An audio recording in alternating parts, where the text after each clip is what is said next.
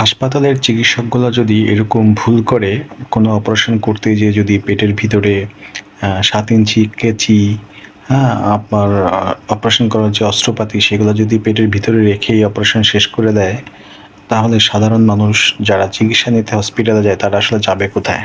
হাসপাতালে মূলত মানুষ সুস্থ হওয়ার জন্য যায়, কিন্তু আমরা একটা ঘটনা দেখলাম যে বরগুনার এই মাহফুজ ফারহানা যে ডক্টর, উনি হচ্ছে একজন মানুষের ছোট একটা অপারেশন করতে গিয়ে তার পেটের ভিতরে ৭ ইঞ্চি সাইজের একটা কেঁচি পেটের ভিতরে রেখে সেলাই করে দেয় এবং তাকে সুস্থ বলে বাসায় পাঠায় দেয়।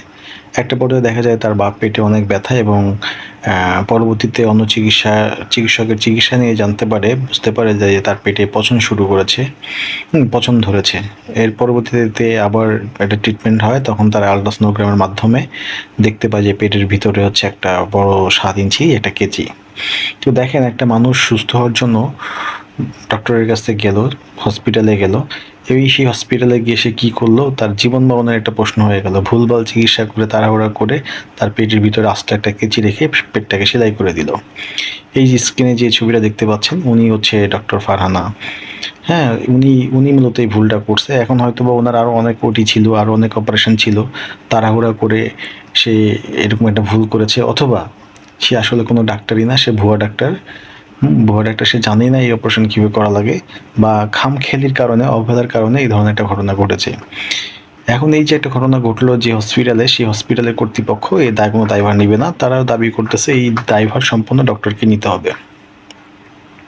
তো আমি মনে করি আসলে এই ধরনের ডক্টরদেরকে দৃষ্টান্তমূলক শাস্তি দিতে হবে, অথবা তাদেরকে পর্যাপ্ত ট্রেনিং দিতে হবে।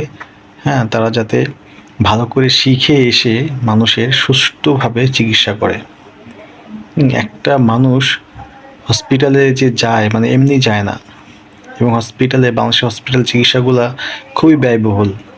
হ্যাঁ, কারণ দেখবেন চিকিৎসা নিতে এসে তারা জায়গা জমি বা মানে ভিটা বাড়ি সব কিছু বিক্রি করা লাগে। তারপরে যদি এরকম ভুলভাল চিকিৎসা হয়, তাহলে আসলে মানুষ যাবে কোথায়?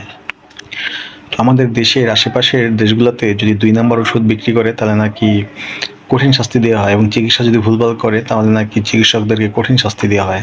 আসলে আমাদের দেশে কোনো বিচার নাই। এখানে ডক্টররা এরকম ভুল করে বারবার পার পেয়ে যায়, আর এই কারণে এই ভুলগুলা বারবার এরা করে। যদি এটার মানে বিপক্ষে কোনো কঠিন একটা আইন করা হয় যে চিকিৎসকরা যদি ভুল চিকিৎসা করে তাহলে তাদেরকে কঠিন জরিমানা করা হবে, বা হচ্ছে কঠিন শাস্তির মুখোমুখি হওয়া লাগবে, তাহলে দেখবেন এই ভুল চিকিৎসাটা বাংলাদেশ থেকে আস্তে আস্তে দূর হয়ে যাবে। সো আশা করব বাংলাদেশের সরকার এই ধরনের যাতে ভুল চিকিৎসার বিরুদ্ধে কঠোর হয়ে যায় এবং কঠোর একটা উদ্যোগ নেয়, যাতে কেউ ভুল চিকিৎসা করার সাহস না পায়। একটা কেঁচি, ৭ ইঞ্চি কেঁচি পেটের ভিতর রেখে সেলাই করে দেওয়াটা আসলে এটা অনেক বড় একটা ভুল, এটা ছোট ভুল না। ধন্যবাদ সবাইকে।